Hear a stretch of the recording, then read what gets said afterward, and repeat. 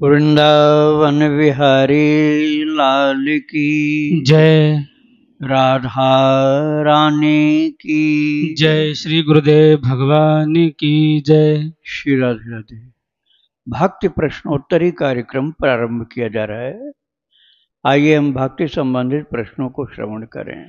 श्री राधे राधे गुरु जी, आपके श्री चरणों में कोटि कोटि दंडवत प्रणाम। प्रश्न है, क्या ईश्वर से की गई प्रार्थना प्रभु सुनते हैं या नहीं? हम कैसे पता करें कि प्रभु की हम पर अनुकंपा हो रही है? प्रभु की अनुकंपा सदा है ही, ऐसा नहीं कि पता करना पड़ता उसके लिए। जैसे अपने छोटे से बच्चे के ऊपर माँ की कृपा सदा बनी रहती है, ऐसा नहीं कि उसको पता करना पड़े कि माँ कृपा करती है कि नहीं करती। तो भगवान की कृपा सदा हो ही रही है, बिना उसके पता किए भी वैसे होती रहती है। पता करने से कोई लाभ नहीं होगा, पहले से हो रही है। श्री राधे राधे। दूसरा प्रश्न इनका, क्या महाराज जी पारस नाम का पत्थर आज भी दुनिया में विद्यमान है या कोरी कल्पना है? कल्पना तो नहीं है, लेकिन ऐसा नहीं है कि कहीं वो दुकान में मिल जाए या कहीं खान में मिल जाए या कहीं आपके पुरुषार्थ से मिल जाए, ऐसा संभव नहीं है। वो किसी दैवी शक्ति के द्वारा ही मिल सकता है, कोई सिद्ध पुरुष के द्वारा या भगवान के द्वारा या कोई देवी देवता के द्वारा। उसको भौतिक शक्तियों के द्वारा नहीं प्राप्त किया जा सकता है।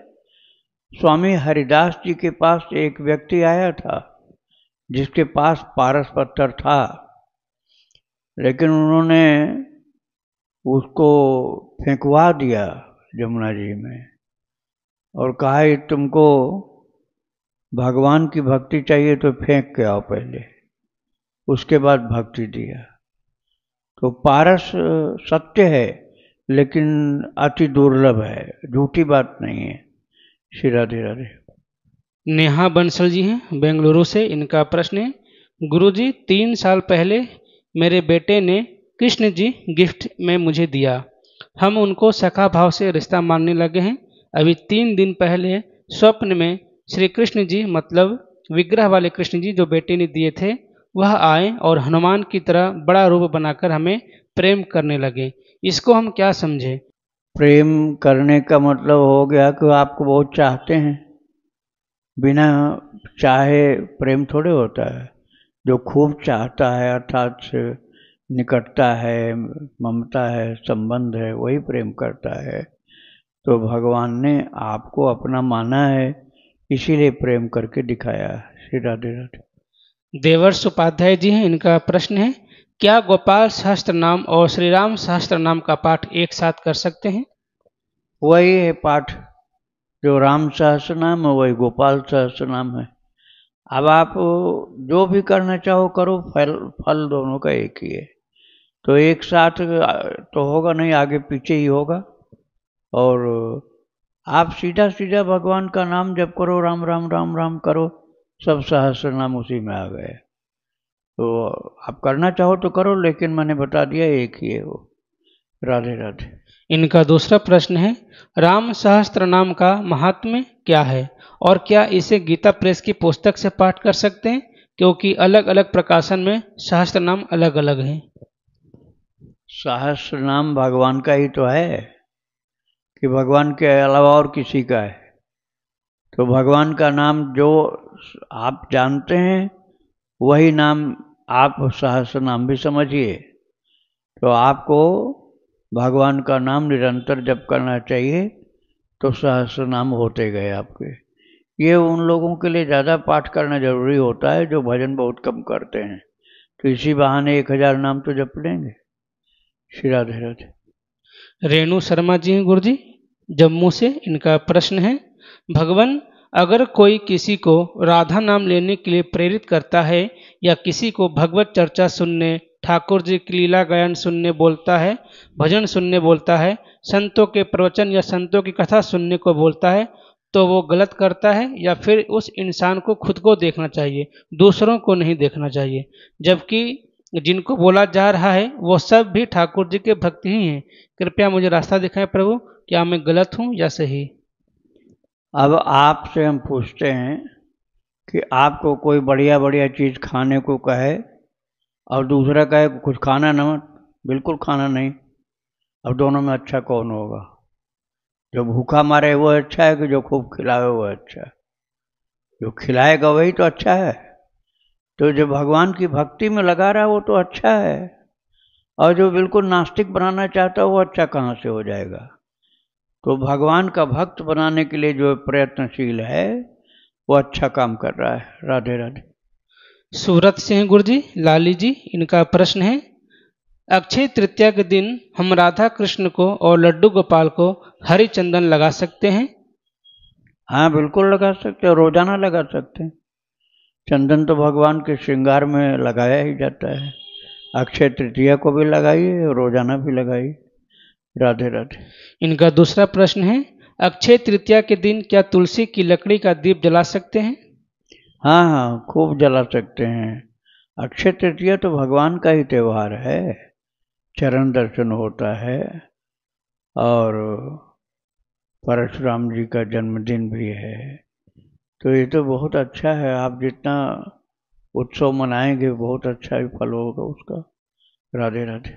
आखिरी प्रश्न है गुरु जी, अक्षय तृतीया के महात्म बताने की कृपा करें। अक्षय तृतीया में क्या विशेष होता है? विशेष यही है कि उस दिन जितना आप भजन कर लोगे, पुण्य कर लोगे, दान सेवा कर लोगे, वो सब का सब अक्षय हो जाएगा। अक्षय का तात्पर्य जो नष्ट न हो। क्षय मतलब नष्ट होने वाला, अक्षय का अर्थ होता है न नष्ट होने वाला। तो जितने सत्कर्म होते हैं वो अक्षय तृतीया को आप करते जाएंगे, सब अक्षय हो जाएंगे, अर्थात वो नष्ट नहीं होंगे। और भगवान की भक्ति करोगे तो और फायदा होगा। राधे राधे। सपना रोकरी जी हैं गुरु जी, हरिद्वार से, इनका प्रश्न है, एक दिन नींद के लिए सुई लगाया गया और मैं बेहोश हो गई, तो मुझे बेहोशी में कुछ अनुभव हुआ, बहुत अच्छा वाला अनुभव हुआ। मैंने बेहोशी में देखा कि मैं उड़ रही हूँ और लाइट बनकर उड़ के उड़ रही हूँ, और मेरे सामने बहुत सारे लाइट हैं और हम सब अंतरिक्ष में हैं। तो सबसे कुछ न कुछ पूछा गया, मुझसे भी कुछ पूछा गया। तो मेरे से पूछा गया कि तुम्हारे पीछे कौन है? मैंने बताया कि मेरा बेटा है। तो इतना बोलते हुआ बेटा मेरे में समा गया।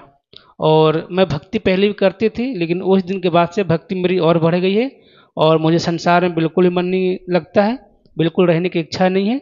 और सांसारिक बातें भी कोई करता है या कुछ कुछ बोलता है तो मुझे अच्छा नहीं लगता है। तो मैं चाहती हूँ कि मेरा प्रभु में और भी भक्ति बढ़े और भी प्रेम अनुराग हो, संसार में बिल्कुल रहने की इच्छा नहीं है। तो मैं ऐसा क्या करूँ जैसे कि और भी भक्ति भजन मेरा बढ़े, ठाकुर जी से मैं जुड़ जाऊँ। हाँ, बहुत विशेष कृपा हुई आपके ऊपर, जो आपको अंतर्मुखी बना दिया भगवान ने।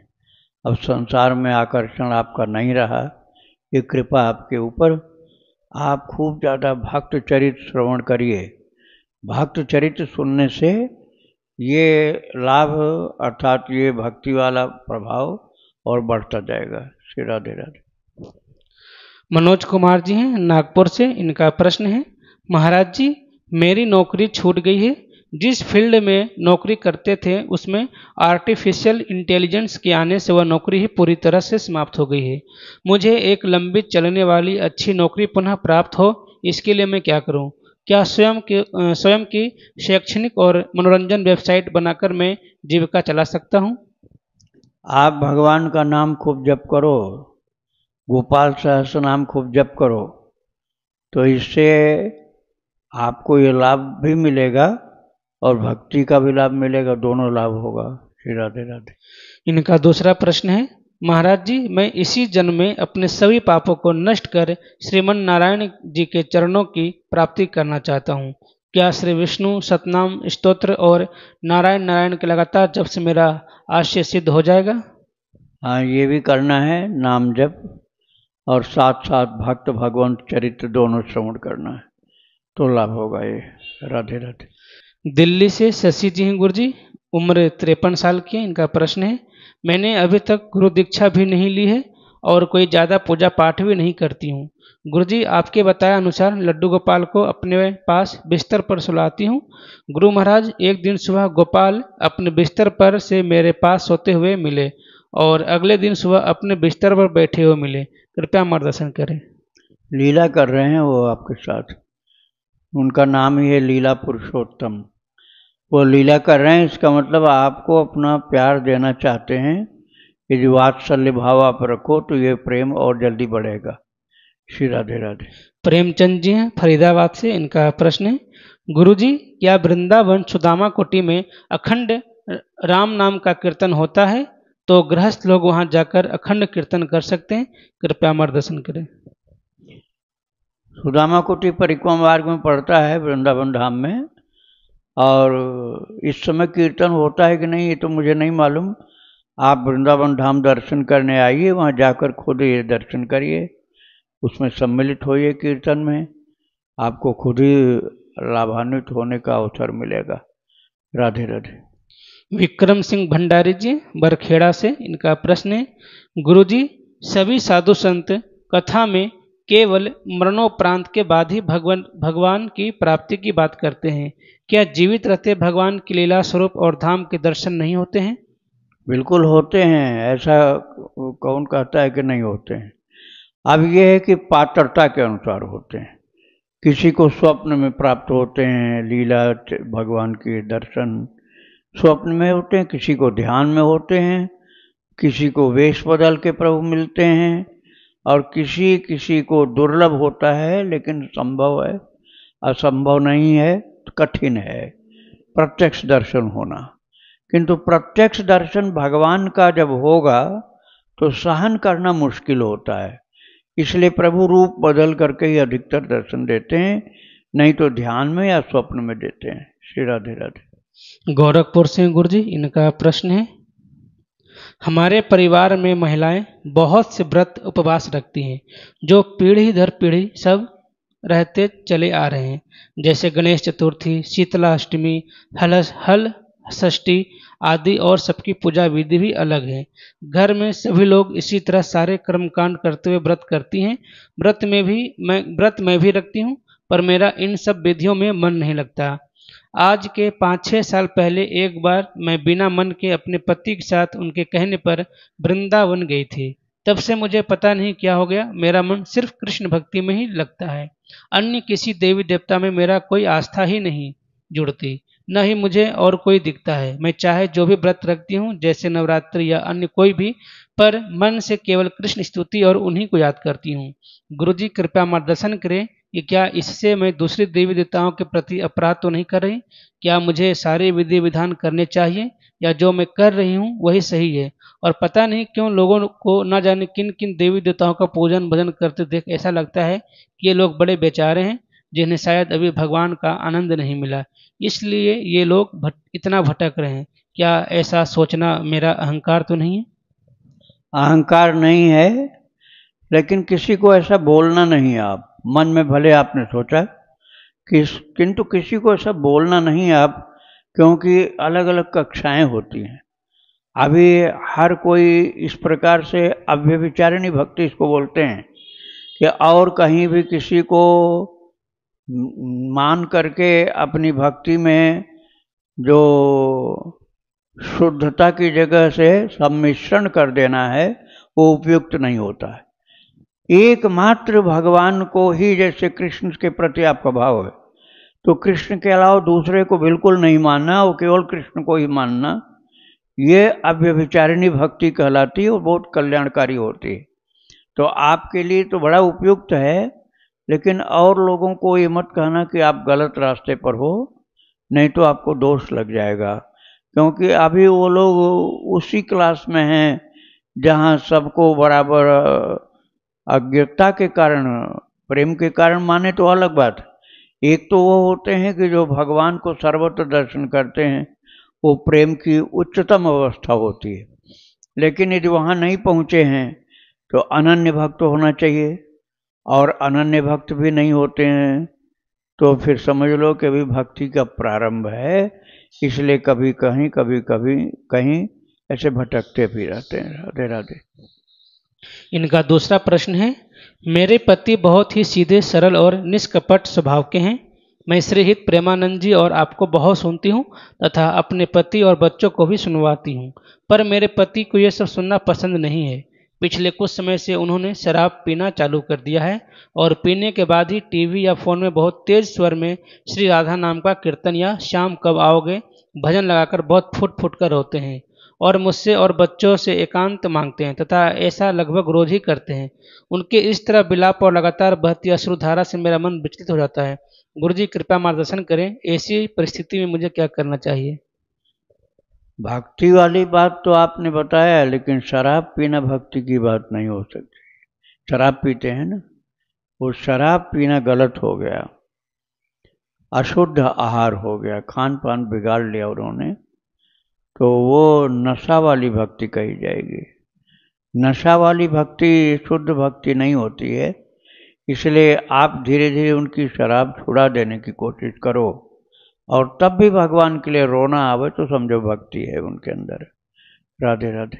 इनका तीसरा सवाल है, सुदामा जी जब भगवान के पास चलकर गए तभी भगवान ने उनकी सुधि ली, ऐसा क्यों, जबकि भगवान तो सब हाल पहले से ही जानते थे। मेरे पति बोलते हैं चाहे कुछ भी हो जाए हम उनको मनाने नहीं जाएंगे।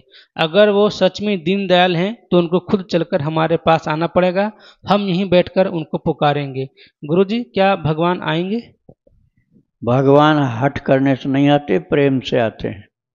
प्रेम देख करके आते हैं। अकड़ कोई करे, अकड़ से नहीं आते। सुदामा जी की बात जो आपने कही, तो सुदामा के ऊपर कृपा पहले से ही थी। ऐसा नहीं कि वहाँ गए हैं तब कृपा हुई, लेकिन उनकी पत्नी को धन चाहिए था, उनको धन नहीं चाहिए था। सुदामा की पत्नी को धन की आकांक्षा थी, सुदामा जी को धन की आकांक्षा ही नहीं थी, इसलिए सुदामा को भगवान ने नहीं दिया धन। अब उनकी पत्नी मांग रही थी, तो फिर भगवान ने उनकी पत्नी की इच्छा पूर्ण करने के लिए धन प्रदान कर दिया था। श्री राधे राधे। इनका आखिरी सवाल है, भगवान के विग्रह जैसे बांके बिहारी, राधा रमन जी, राधा वल्लभ जी में मुझे भगवान वैसे क्यों नहीं दिखते जैसे छवि मेरे मन में है? वो तो जब बहुत ज़्यादा आपका प्रेम होगा भगवान से तो स्वप्न में आपको दर्शन देंगे, और प्रत्यक्ष कभी ऐसा दर्शन देंगे तो आप बेहोश हो जाओगे। जैसे आप बांके बिहारी के सामने खड़े हो और आपको बांके बिहारी प्रत्यक्ष चतुर्भुज नारायण या भगवान राम या भगवान कृष्ण के रूप में प्रकट होकर उसी समय दर्शन देने लग जाएं, तो मूर्छा आ जाएगी आपको, जिसे प्रेम की समाधि कहा जाता है। हाँ, वेश बदल करके दे सकते हैं, बालक बन करके कुछ ऐसा रूप बदल के दें तो आप मूर्छित नहीं होगे, लेकिन उस समय आपको पता नहीं चलेगा कि भगवान है, ये बाद में पता चलेगा। श्री राधे राधे।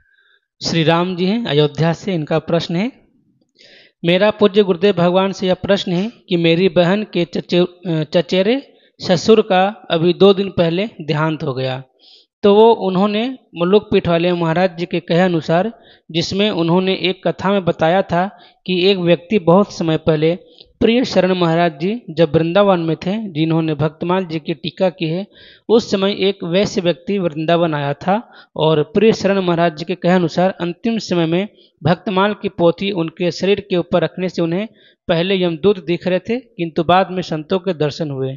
तो पूज्य राजेंद्र दास जी महाराज जी ने प्रेरणा दी थी कि ये सभी भक्तमाल की कंठी पहने और अंतिम समय में शरीर पर हो।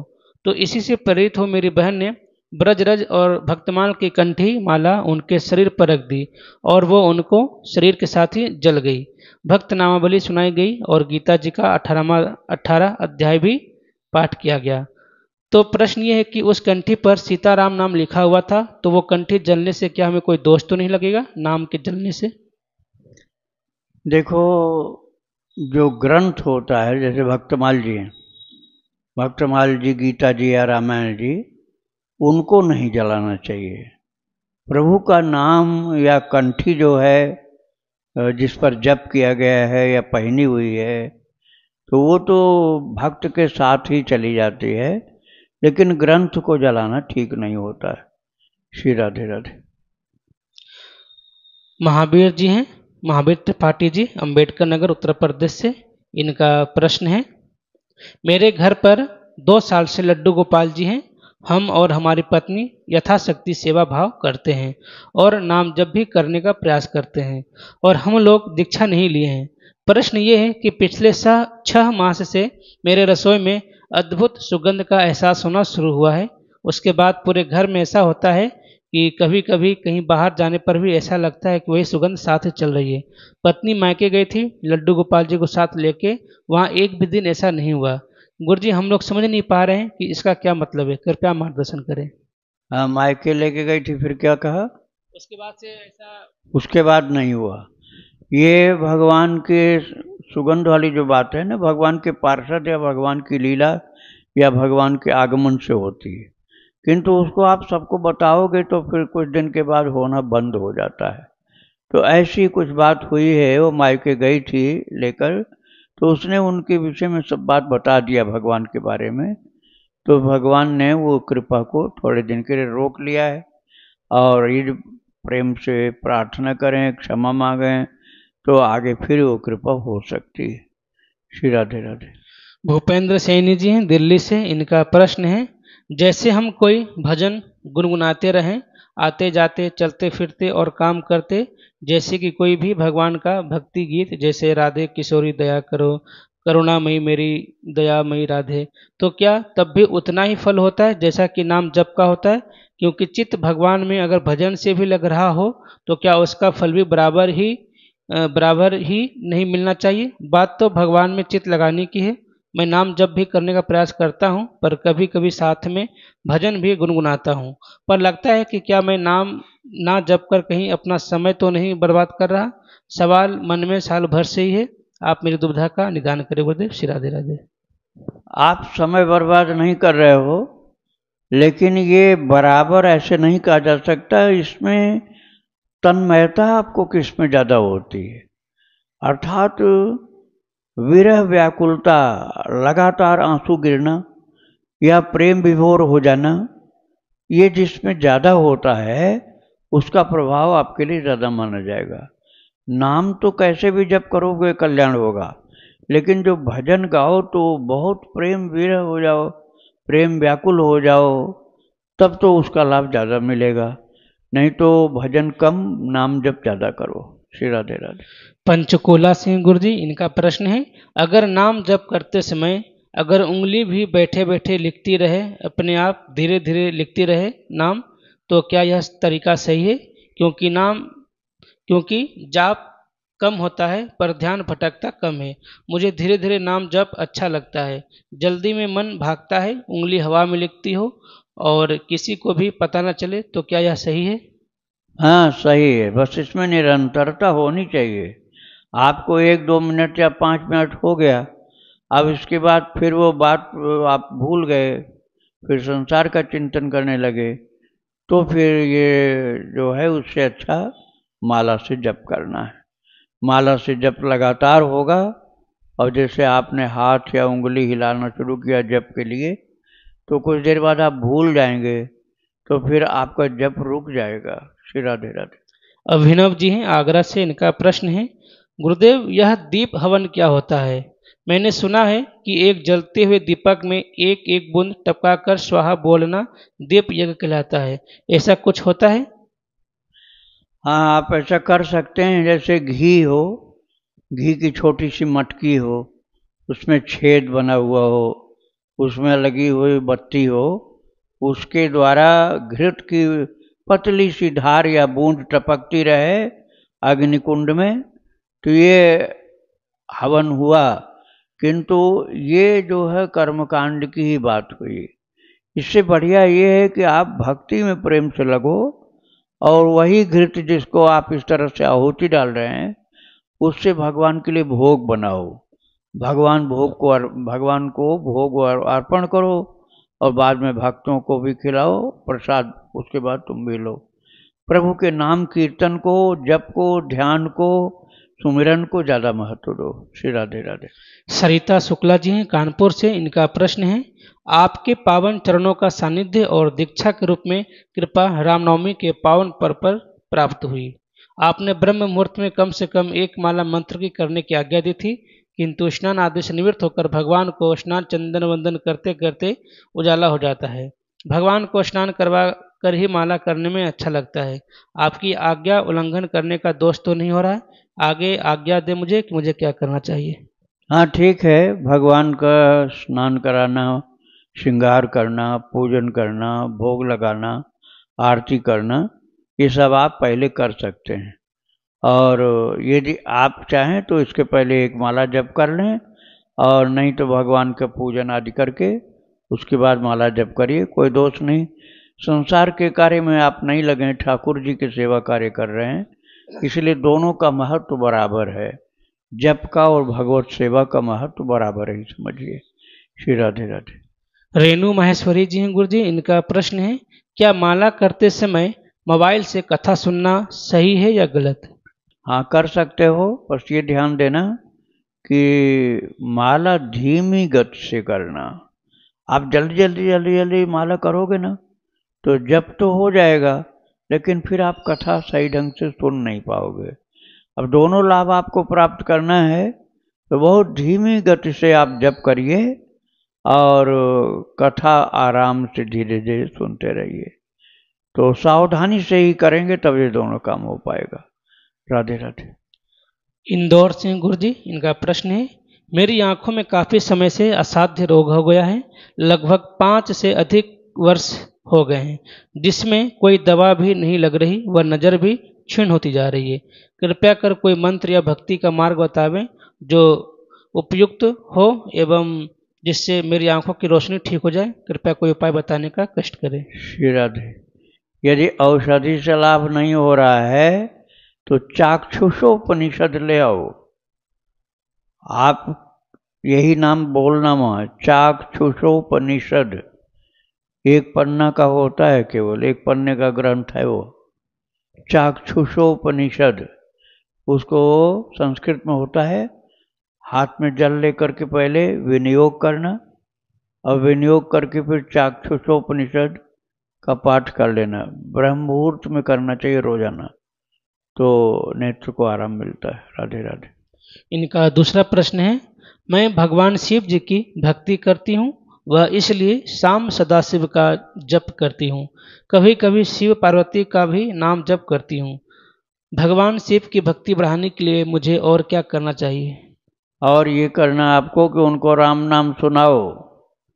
तुम पुनि राम राम दिन राति, सादर जपो अनंग अराती। मानस में लिखा हुआ है कि भगवान शिव राम राम रात दिन जपते हैं, और उनको आप राम राम सुनाओगे तब वो ज़्यादा आपके ऊपर प्रसन्न हो जाएंगे। इसलिए इसको करो तब पूरा काम होगा। राधे राधे। मानिक सेन जी, धनबाद झारखंड से, इनका प्रश्न है, महाराज जी मैं माँ दक्षिणेश्वरी काली को प्रसन्न करना चाहता हूँ, लेकिन समझ नहीं आता है कि मैं माँ दक्षिणेश्वरी काली के किस नाम का जप करूं जो नाम शास्त्रीय सम्मत एवं संतों द्वारा अनुसरणीय हो। श्री रामकृष्ण परमहंस देव, श्री राम प्रसाद, श्री कालिदास इत्यादि माँ के भक्तों ने माँ के किस नाम का जप किया? आप माँ काली को प्रसन्न करना चाहते हैं तो कृष्ण को प्रसन्न करिए। कृष्ण भगवान प्रसन्न हो जाएंगे, काली माता अपने आप प्रसन्न हो जाएंगी, वो दर्शन देंगी। देखो, काली माता जब प्रसन्न हुई थी परमहंस रामकृष्ण जी के ऊपर, रामकृष्ण परमहंस के ऊपर प्रसन्न हुई तो उन्होंने आदेश किया जाओ वृंदावन, और तब रामकृष्ण परमहंस वृंदावन आए थे। तो वृंदावन आने पर और ज़्यादा काली प्रसन्न हो गई उनके ऊपर। तो आप भगवान कृष्ण की आराधना करो तो काली जी प्रसन्न हो जाएंगी। वृंदावन विहारी लाल की जय, राधा रानी की जय, श्री गुरुदेव भगवान की जय। श्री राधे राधे।